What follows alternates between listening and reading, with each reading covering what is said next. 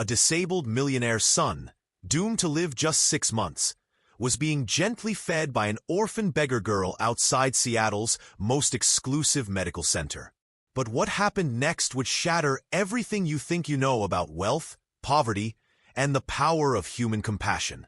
13-year-old Maya Chun knelt on the cold concrete, her dirt-stained fingers carefully holding a plastic spoon as she brought warm soup to the lips of Alexander Blackwood, heir to a $2 billion empire. His wheelchair gleamed with chrome and leather that cost more than most people's cars, while her shoes had holes that let in the October rain. He wore a cashmere sweater that could feed her for months, while she shivered in a donated jacket 3 sizes too big. Yet here she was, this girl who hadn't eaten in 2 days, using her last $3 to buy soup for a boy she'd never met before today. Alexander's hands trembled too violently from his degenerative disease to feed himself, and Maya had noticed. She had seen his struggle, his embarrassment, his desperate hunger, and without a word, she had acted. "It's okay," she whispered, her voice barely audible above the city traffic. "Take your time. I'm not going anywhere." Alexander's eyes, dulled by months of pain and the crushing weight of his diagnosis, flickered with something they hadn't held in so long he'd forgotten what it felt like. Hope.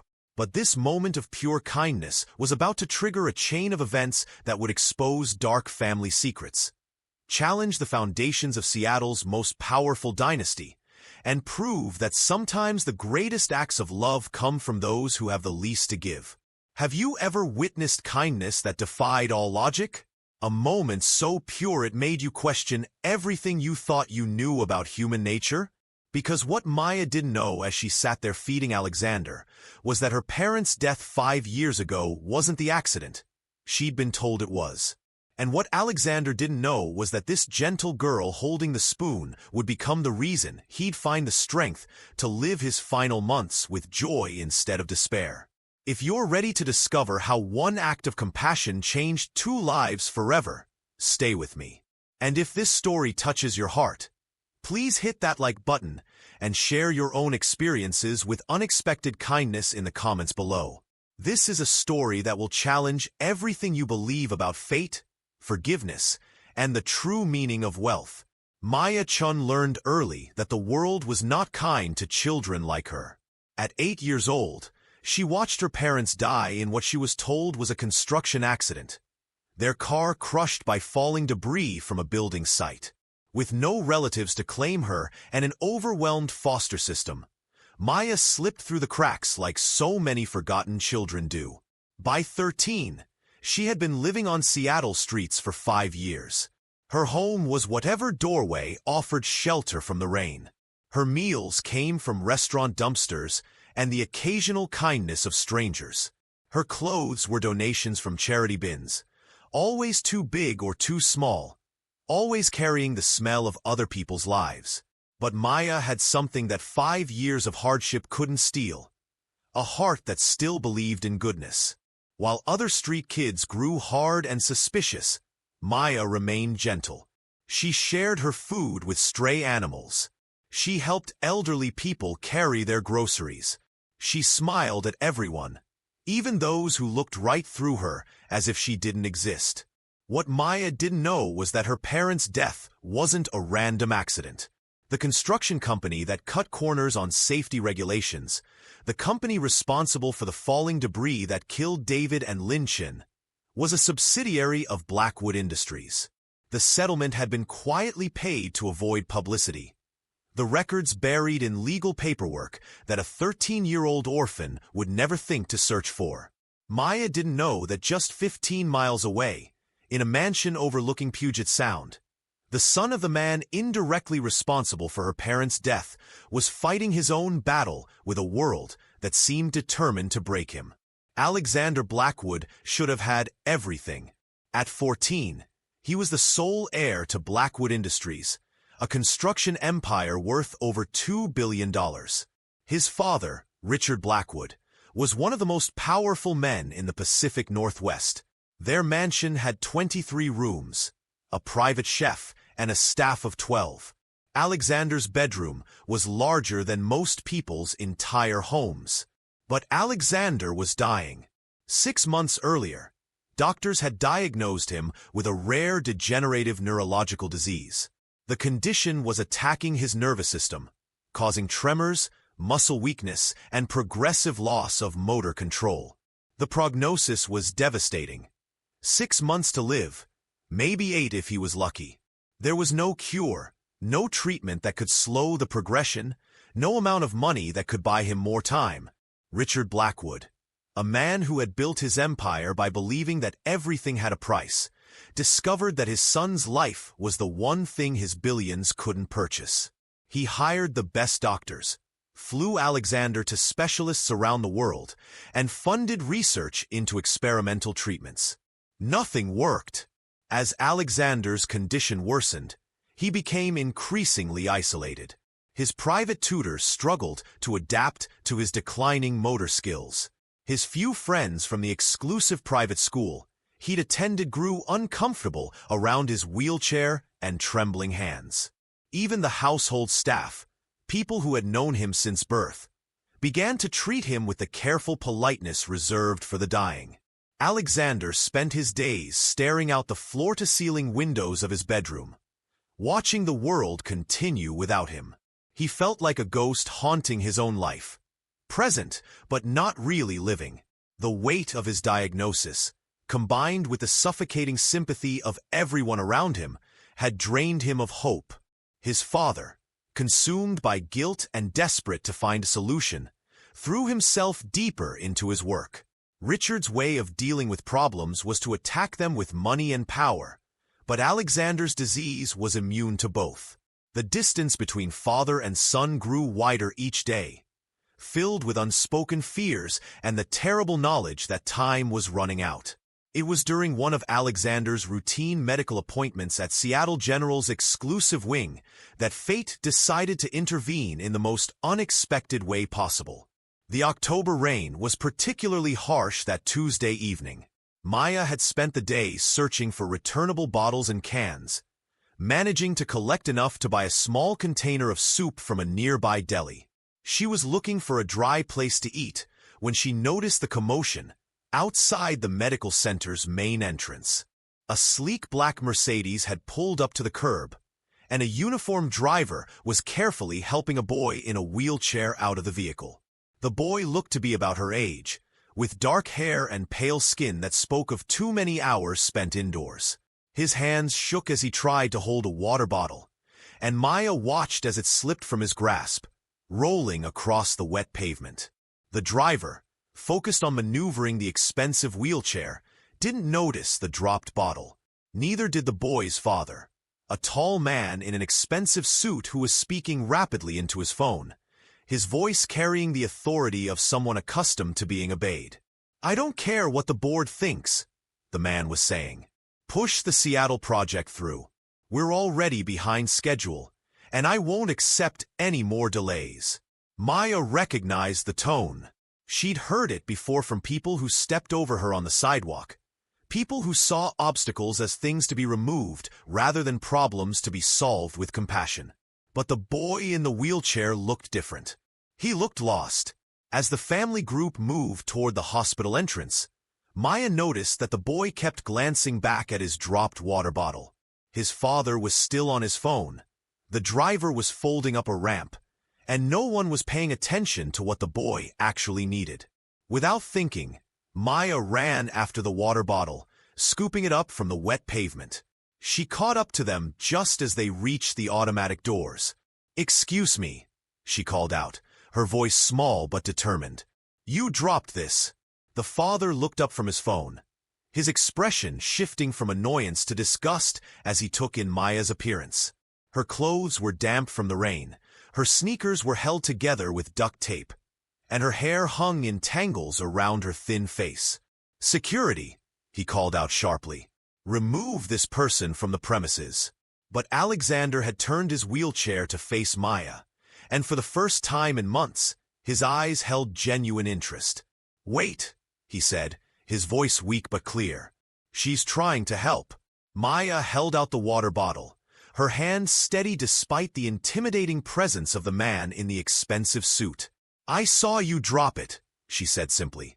"I thought you might need it." Alexander's trembling hand reached out to take the bottle, and their fingers brushed for just a moment. Maya felt the tremor in his touch, saw the effort it took for him to maintain his grip, and understood immediately that this boy was fighting a battle much harder than her own. "Thank you," Alexander whispered, and Maya heard something in his voice that she recognized from her own darkest moments. The sound of someone who had almost given up hope. The security guard had arrived, a large man with the kind of presence meant to intimidate.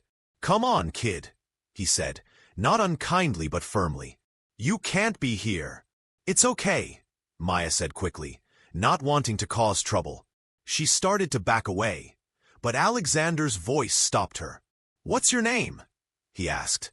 "Maya," she replied, surprised by the question. "I'm Alexander." He managed a small smile, the first genuine expression of happiness he'd felt in months. "Thank you for the water, Maya." Richard Blackwood was growing impatient. "Alexander, we need to go. Dr. Morrison is waiting."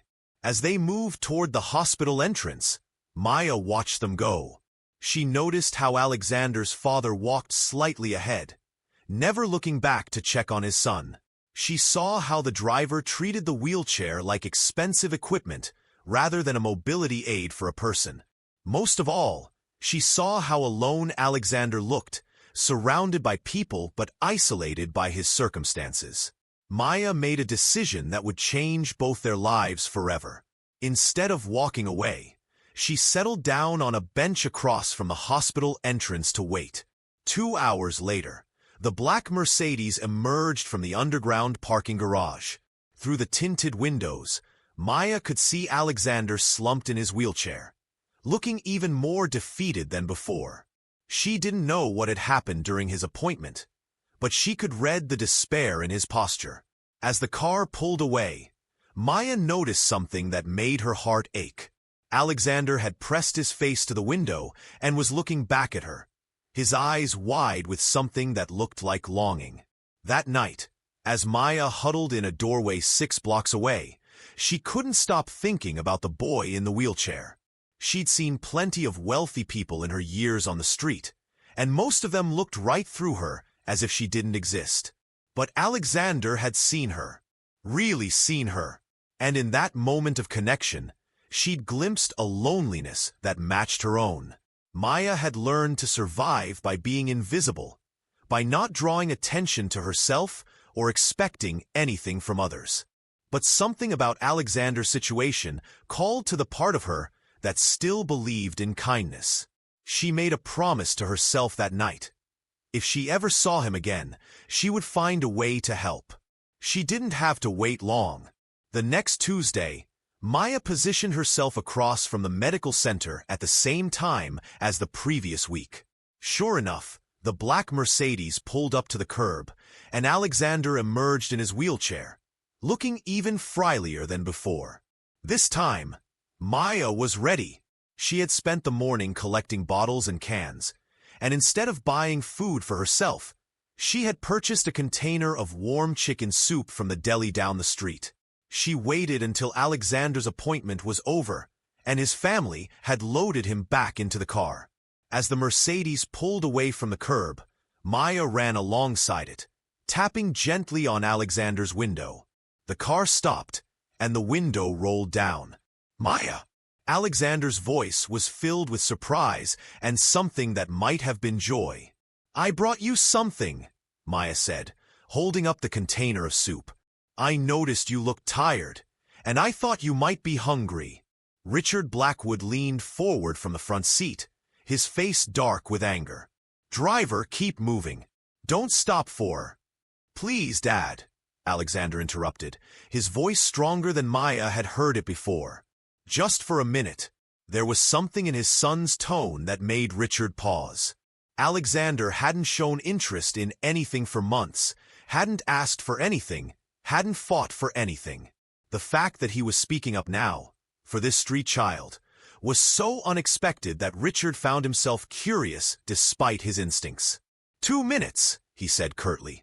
Then we're leaving. Alexander's door opened, and Maya climbed into the spacious back seat of the Mercedes. The interior was more luxurious than any place she'd ever been, with leather seats softer than any bed she'd slept in and technology she couldn't even identify. But Maya's attention was focused entirely on Alexander. Up close, she could see how much his condition had deteriorated even in the weeks since she'd first met him. His hands shook more violently, his breathing seemed labored, and there were dark circles under his eyes that spoke of sleepless nights. "You brought me soup?" Alexander asked, his voice filled with wonder, as if no one had ever done such a thing for him before. "Chicken noodle," Maya said, opening the container carefully. "It's still warm. Do you need help eating it?"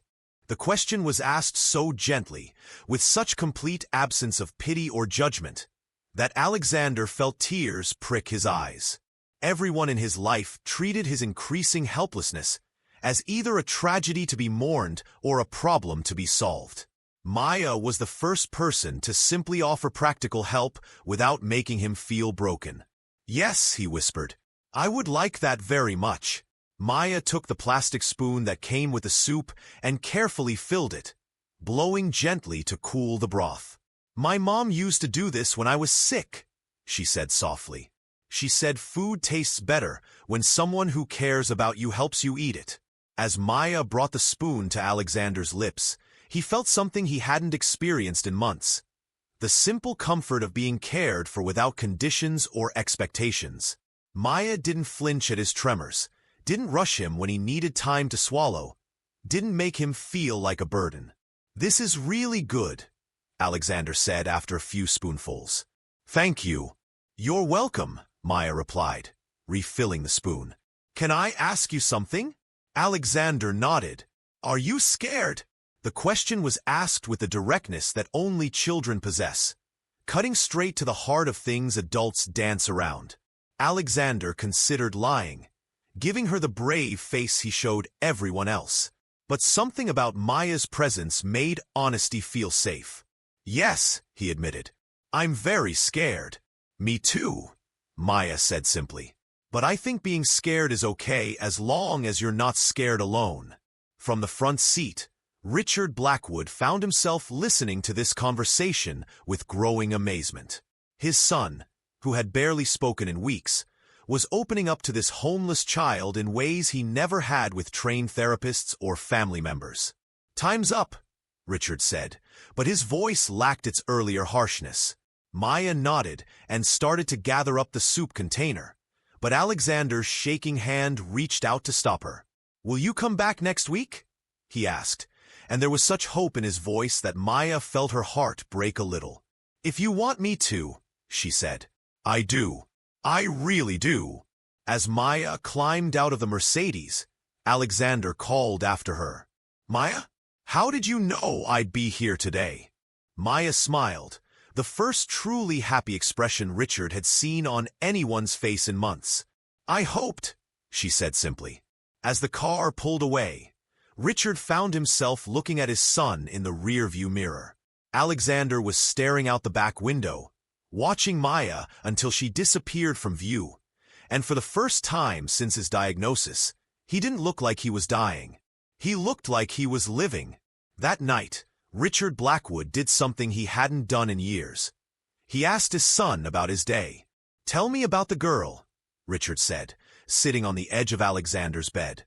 Alexander's face lit up in a way that made Richard's chest tighten with emotions he'd forgotten he could feel. "Her name is Maya. She's kind, Dad. Really kind.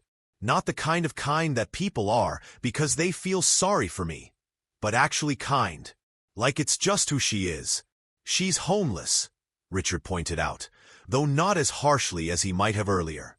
"I know," Alexander said, "but she spent her own money to buy me soup.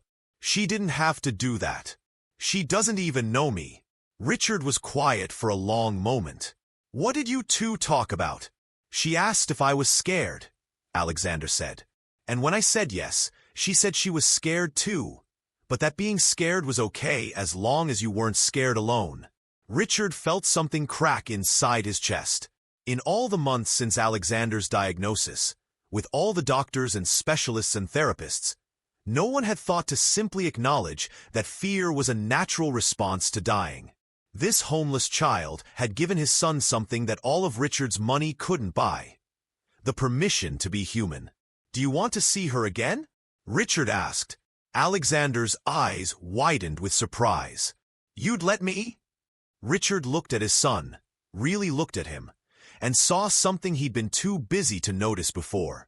Alexander looked more alive after 20 minutes with Maya than he had in months of expensive medical treatments and luxury accommodations.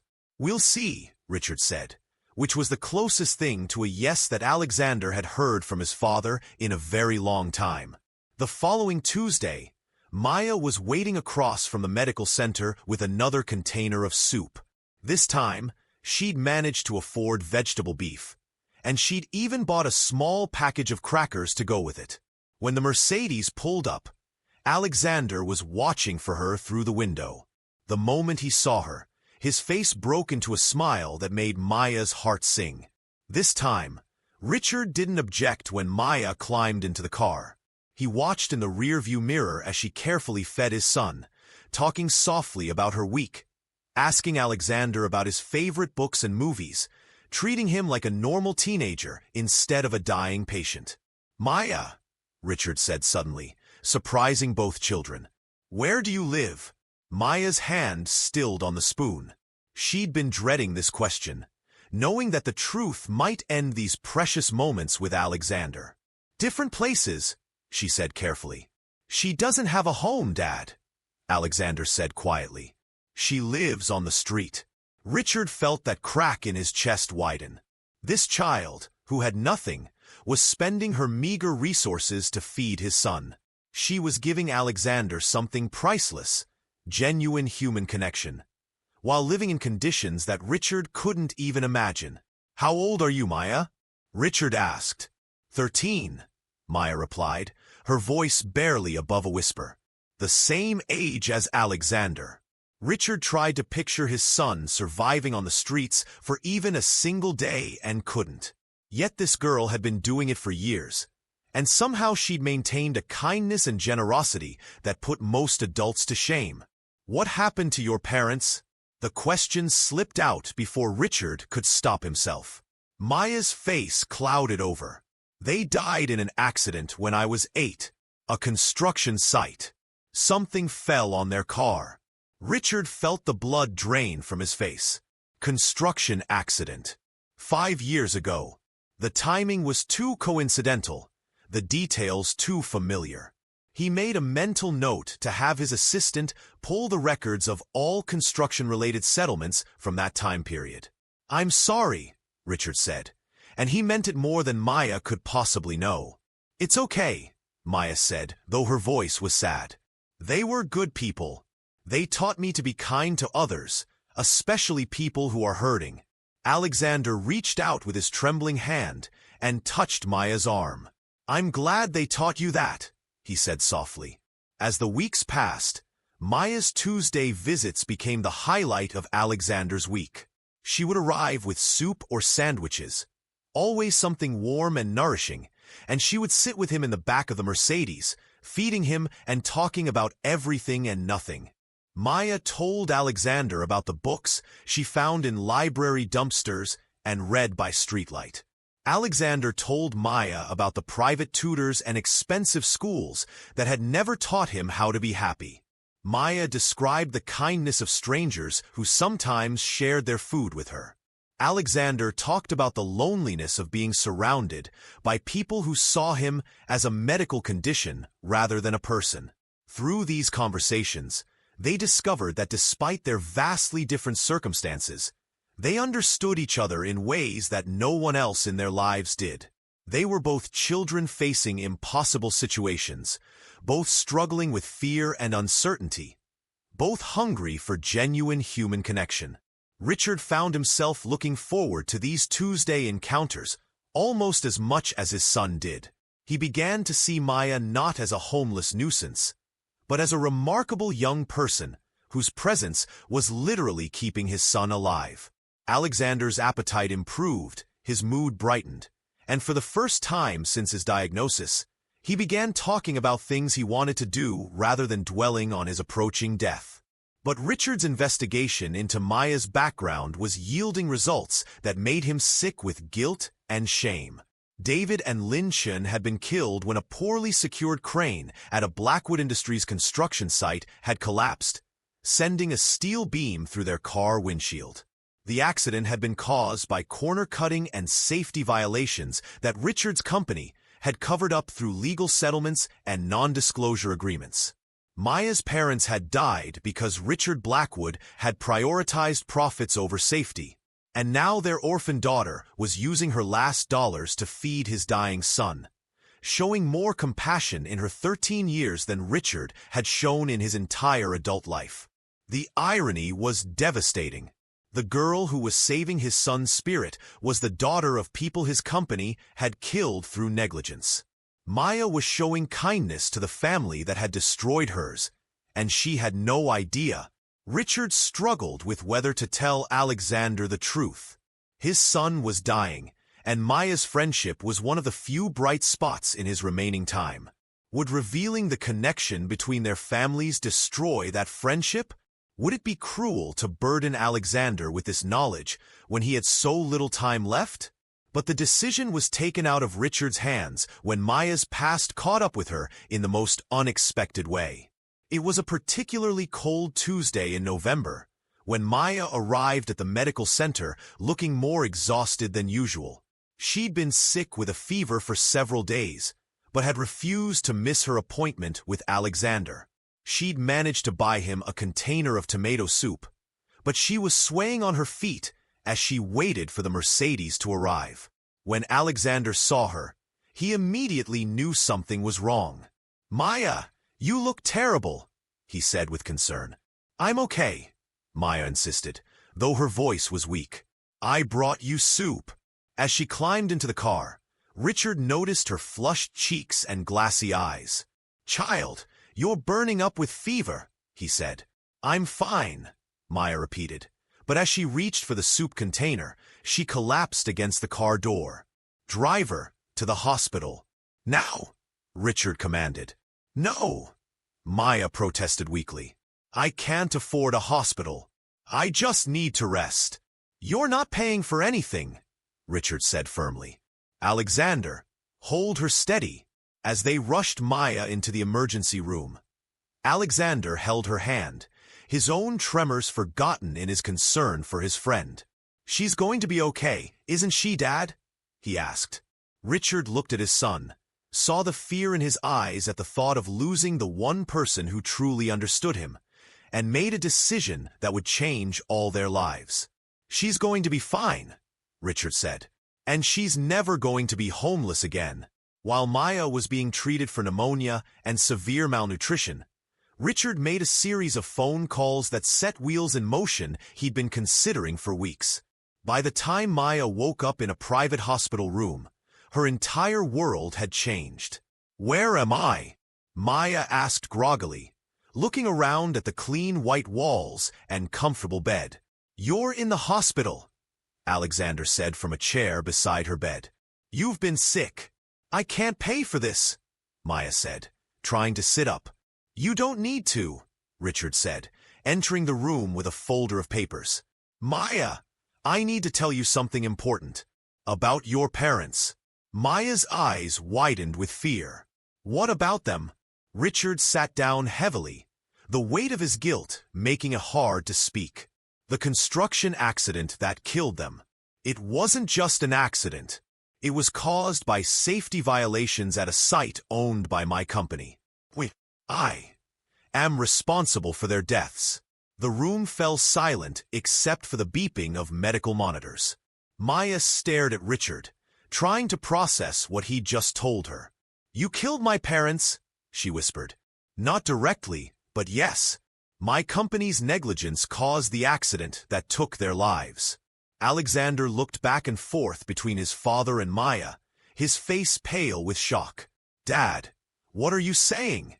I'm saying that Maya has been showing kindness to the family that destroyed hers, Richard said, his voice breaking.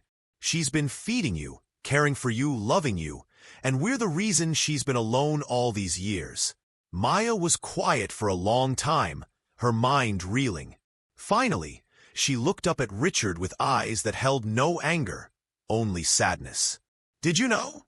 she asked. "When you first saw me, did you know who I was?" "No," Richard said honestly. "I only figured it out a few weeks ago.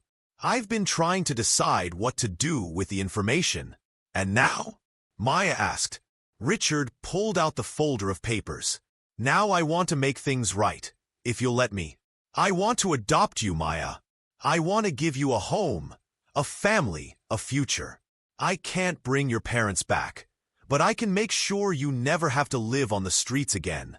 Maya looked at Alexander, who was watching her with desperate hope in his eyes. "What do you think?" she asked him.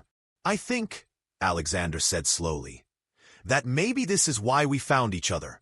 Maybe this is how something good can come from something terrible." Maya was quiet for another long moment. Then she asked the question that had been haunting her since Richard's revelation. "If I say yes, if I become part of your family, does that mean I'm betraying my parents' memory?" Richard felt tears he hadn't shed in decades begin to fall. "Maya, your parents raised you to be kind, to help people who are hurting, to see the good in others even when they don't deserve it. You've honored their memory every single day by being exactly the person they taught you to be. Joining our family doesn't betray them. It continues their legacy of love." Alexander reached out and took Maya's hand with his trembling fingers. "Please say yes," he whispered. "I don't want to die without knowing you're safe and loved." Maya looked at this boy who had become her dearest friend. This boy who was facing death with more courage than most adults could muster. And she knew what her answer had to be. "Yes," she said simply. "I'll be your sister." The legal process of adoption moved quickly when you had Richard Blackwood's resources behind it. Within a month, Maya Chun had become Maya Blackwood, with a bedroom in the mansion overlooking Puget Sound and a family that loved her unconditionally. But more importantly, Alexander had gained something he'd never had before. A sibling who saw him as a person rather than a patient, who treated his remaining time as life to be lived rather than death to be mourned. Maya threw herself into making Alexander's final months as joyful as possible. She read to him when his vision became blurred. She helped him write letters to friends he wanted to reconnect with. She organized small adventures, trips to the aquarium, picnics in the mansion's garden, movie marathons in the home theater. Most importantly, she continued to feed him, not because he couldn't feed himself anymore, though that became increasingly true, but because it had become their special ritual, their way of showing love and care for each other. "Maya," Alexander said one evening as she helped him with his dinner, "I need to tell you something." "What is it?" Maya asked, pausing with a spoonful of soup halfway to his mouth. "I'm not scared anymore," Alexander said. "I mean, I'm still scared of dying, but I'm not scared of having lived. Because of you, I know what it feels like to be truly loved. I know what it means to have a sister who would do anything for me. I'm not dying alone anymore." Maya felt tears streaming down her face. "You're not dying at all," she said fiercely. "You're living. Every day we have together, you're living." Alexander smiled, the same gentle smile that had first captured Maya's heart outside the medical center. "You're right," he said. "I am living. And it's because of you. What would you do if society told you to abandon someone you cared about? Would you have the courage to choose love over convention, kindness over judgment? Because Maya's story is about to take one more incredible turn that will test the very foundations of what it means to be family. As winter turned to spring, Alexander's condition continued to deteriorate. He was now confined to bed most days. His speech was becoming slurred, and his breathing was labored.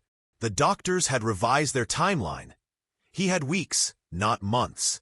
But something remarkable was happening in the Blackwood household. Richard, who had spent his entire adult life focused on business and profit, was learning what it meant to be a father.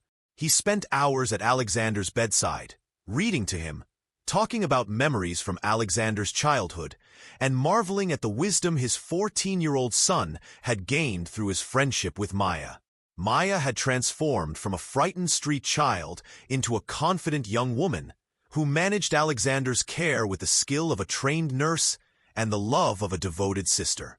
She coordinated with his medical team, organized his medications, and most importantly, kept his spirits up with her endless optimism and gentle humor. The household staff, who had initially been skeptical of the homeless girl Richard had brought into their midst, now couldn't imagine the family without her. Maya treated everyone with the same kindness she showed Alexander, from the head butler to the newest housekeeping staff. She had a way of making people feel seen and valued that was transforming the entire atmosphere of the mansion.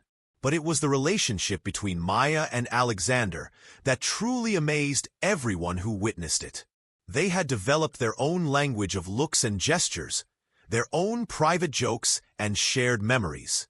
Maya could anticipate Alexander's needs before he voiced them, and Alexander could read Maya's moods with the accuracy of someone who had studied her face for hours every day.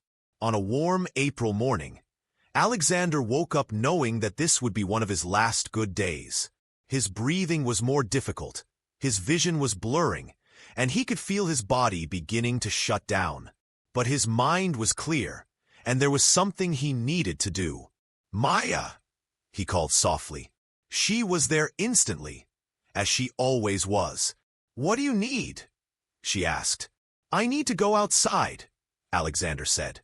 "I want to feel the sun on my face one more time." Maya didn't hesitate. She called for help to move Alexander's hospital bed onto the mansion's large terrace overlooking the Sound. Within an hour, they had created a perfect outdoor room, with Alexander's bed positioned so he could see the water and feel the spring breeze. Richard joined them, bringing a picnic lunch that Maya had requested from the kitchen. For the first time in months, they ate together as a family, with Maya carefully feeding Alexander while Richard told stories about his own childhood that he'd never shared before. "Dad," Alexander said as the afternoon sun began to slant lower, "I want you to promise me something." "Anything," Richard said. "Promise me you'll take care of Maya the way she's taken care of me. Not just financially, but really take care of her. Be the father she lost when her parents died." Richard looked at Maya, who was holding Alexander's hand and trying not to cry. "I promise," he said. "She's my daughter now, just as much as you're my son." "And Maya," Alexander continued, his voice growing weaker, "promise me you'll remember that love isn't about how long you have with someone. It's about how deeply you connect while you're together. We've only known each other for 6 months, but you've been the best sister anyone could ask for." "I promise," Maya whispered. "I love you, Alexander." "I love you too," Alexander replied. "And I'm so grateful that a disabled millionaire son, doomed to live just 6 months, got to be gently fed by an orphan beggar girl who taught him what it really means to be alive." Alexander Blackwood died peacefully 3 days later, with Maya holding one hand and Richard holding the other. His last words were, "Thank you. Thank you for the love, the kindness, the family he'd found in his final months." The funeral was unlike anything Seattle's high society had ever seen. Instead of the formal, somber affair that would have been expected for the heir to the Blackwood fortune, Maya had insisted on a celebration of Alexander's life. The service was filled with music he'd loved, stories that made people laugh, and a sense of joy that honored the happiness he'd found in his final months. Maya spoke at the service, her voice clear and strong as she told the assembled crowd about the boy who had taught her that wealth wasn't measured in dollars, but in the depth of human connection. She talked about his courage, his kindness, and his determination to live fully even while dying. "Alexander used to say that he was lucky," Maya said, looking out at the hundreds of people who had come to pay their respects. Lucky to have found love in his final months. Lucky to have learned what family really means. Lucky to have discovered that the most important things in life can't be bought or sold. He was right. We were all lucky to know him. After the service, Richard and Maya returned to the mansion that now felt too quiet without Alexander's presence. They sat together in his room, surrounded by the books he'd loved and the pictures Maya had taken of their adventures together. "What happens now?" Maya asked. Richard looked at this remarkable young woman who had saved his son's life in every way that mattered and had taught him what it meant to be a father. "Now we honor his memory by living the way he taught us to live. With kindness, with love, with gratitude for every day we have. I want to start a foundation," Maya said suddenly, "in Alexander's name. For kids like me. Kids who are alone and scared and need someone to believe in them." Richard smiled, seeing Alexander's generous spirit reflected in Maya's words. "I think that's exactly what he would have wanted." 6 months later, the Alexander Blackwood Foundation opened its doors.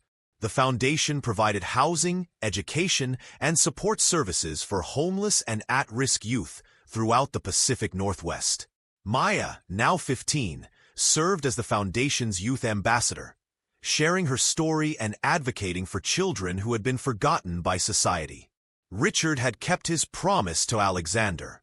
He was a real father to Maya, attending her school events, helping with homework, and most importantly, listening to her dreams and supporting her goals. The man who had once measured success only in profit margins now measured it in the smile on his daughter's face, and the lives changed by their foundation's work. Maya never forgot the lesson Alexander had taught her about the power of gentle kindness. Every week, she visited children's hospitals, homeless shelters, and community centers, always carrying containers of soup to share with anyone who looked like they needed nourishment for both body and soul. She would sit with sick children and feed them carefully, the way she had fed Alexander. She would listen to their fears and offer the same wisdom Alexander had given her. That being scared was okay as long as you weren't scared alone. The foundation grew rapidly, funded not just by the Blackwood fortune, but by donations from people who had heard Maya's story and been inspired by her example. Within 2 years, they had opened residential facilities in 5 cities, providing safe homes for hundreds of young people who might otherwise have been living on the streets. Maya's story spread far beyond Seattle. She was invited to speak at conferences, interviewed by national media, and recognized by organizations around the world for her advocacy work. But she never forgot where she came from or the boy who had changed her life. Every Tuesday, Maya would visit Alexander's grave, bringing a container of soup and sitting beside his headstone to tell him about her week. She would update him on the foundation's progress, share stories about the children they were helping, and thank him for teaching her that love was the only currency that really mattered. "I met a girl today who reminded me of myself when I was living on the streets," Maya would say, speaking to the marble headstone as if Alexander could hear her. She was so angry, so hurt by everything that had happened to her. "But I gave her some soup, and I told her about you, and I saw something change in her eyes. I saw hope." On the 5th anniversary of Alexander's death, Maya, now 18 and preparing to start college, organized a special memorial service. Instead of a somber remembrance, it was a celebration of all the lives that had been changed because of Alexander's legacy. Hundreds of young people who had been helped by the foundation attended, along with their families, social workers, teachers, and community members. They shared stories of transformation, of hope found in dark places, of the power of one person's kindness to change the trajectory of an entire life. Richard, now in his 60s and having stepped back from active management of his business empire to focus on the foundation, watched with pride as Maya addressed the crowd. 5 years ago, Maya said, a disabled millionaire's son, doomed to live just 6 months, was gently fed by an orphan beggar girl outside a hospital in Seattle. That simple act of kindness, sharing soup with a stranger, started a chain reaction that has touched thousands of lives. She paused, looking out at the faces in the crowd, seeing her own story reflected in so many of them. Alexander taught me that we all have something to give, no matter how little we think we have. He taught me that love multiplies when it's shared, that kindness creates more kindness, and that the most powerful force in the world is one person choosing to care about another. Maya's voice grew stronger as she continued. Every child we've helped through this foundation, every family we've reunited, every young person who has found hope after despair, they're all part of Alexander's story. They're all proof that his life, however short, had meaning that will echo through generations. As the service ended and people began to leave, many stopped to thank Maya personally. Former homeless youth who were now in college, young parents who had broken cycles of poverty and abuse, teenagers who had found their voices and their purpose, all of them carrying forward the legacy of a boy who had learned to live fully in the shadow of death. That evening, Maya and Richard sat together on the terrace where Alexander had spent his last good day. The sun was setting over Puget Sound, painting the sky in shades of gold and pink that Alexander had always loved. "Do you think he knows?" Maya asked. "Do you think he can see what his story has become?" Richard put his arm around his daughter. This remarkable young woman who had taught him that the most important inheritance he could leave wasn't money, but the example of how to live with purpose and compassion. "I think," Richard said, "that every time you feed soup to a hungry child, every time you sit with someone who's scared and alone, every time you choose kindness over indifference, Alexander is right there with you. His story isn't over, Maya. It's being written every day through the lives you touch." Maya smiled, feeling the truth of those words in her heart. She thought about the girl she'd been 5 years ago, frightened, alone, surviving on the streets with nothing but the clothes on her back and the kindness her parents had taught her to carry in her heart. She thought about Alexander, the boy who had everything money could buy but was dying of loneliness until a stranger offered him soup and friendship. She thought about how their unlikely connection had transformed not just their own lives, but the lives of countless others. Most of all, she thought about the power of simple kindness. How one small act of compassion could ripple outward in ways you never imagined, touching lives you'd never meet, creating hope in places where despair had seemed permanent. As the stars began to appear in the darkening sky, Maya made a silent promise to Alexander and to herself. She would never stop believing in the power of gentle kindness. She would never stop looking for opportunities to feed the hungry, comfort the scared, and remind the forgotten that they were seen and valued. Because she had learned the most important lesson of all, that love shared is love multiplied, that kindness creates more kindness, and that sometimes the most powerful thing you can do is simply offer soup to a stranger and say, "I'm not going anywhere." The story of the disabled millionaire son and the orphan beggar girl had become something much larger than either of them could have imagined. It had become a testament to the transformative power of human compassion, a reminder that the most valuable things in life can't be bought or sold, and proof that sometimes the greatest acts of love come from those who have the least to give. And in hospitals and shelters, in schools and community centers, in the quiet moments when one person chooses to care for another, their story continues to unfold, one gentle act of kindness at a time. Share in the comments. How will you show unexpected kindness today? What small act of compassion will you choose that might change someone's life forever? Because Maya and Alexander's story reminds us that we all have the power to be someone's hope, someone's family, someone's reason to believe that love still exists in this world. If this story touched your heart, please like this video and share it with someone who needs to be reminded of the power of kindness. Subscribe to Guinea Soul Stories for more tales of love, hope, and the extraordinary things that happen when ordinary people choose to care about each other. Remember, You never know when your simple act of kindness might be exactly what someone needs to keep going, to find hope, or to discover that they're not alone in this world after all.